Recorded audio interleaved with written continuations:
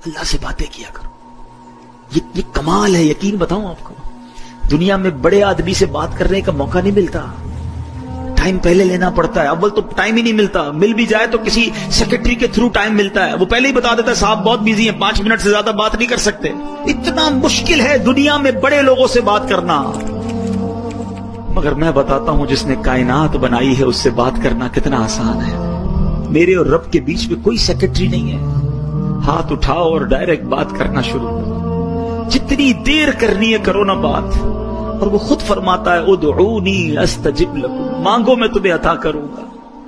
وہ دینے کے لیے تیار ہے. ہم پکارتے, ہمیں جلدی اتنی ہے, ہمیں اس کے گھر میں چین ہی نہیں آ رہا.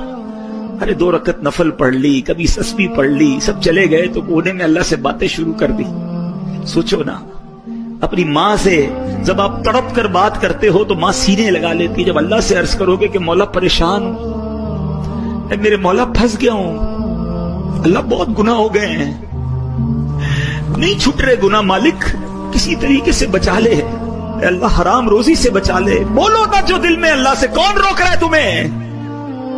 اور جس زبان میں بات کرنی ہے کرو. ارے وہ تو دلوں کے حال جانتا ہے, وہ تمہاری کیفیات کو دیکھ رہا ہے. اس کے گھر میں آئے ہو تو مانگو نا اس سے.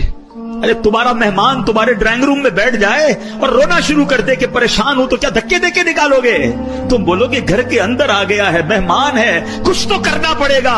ارے قریب کے گھر میں آ گئے جب تم اور ادھر آنسو بہانا شروع کر دیے تو کیا خالی لوٹ آئے گا؟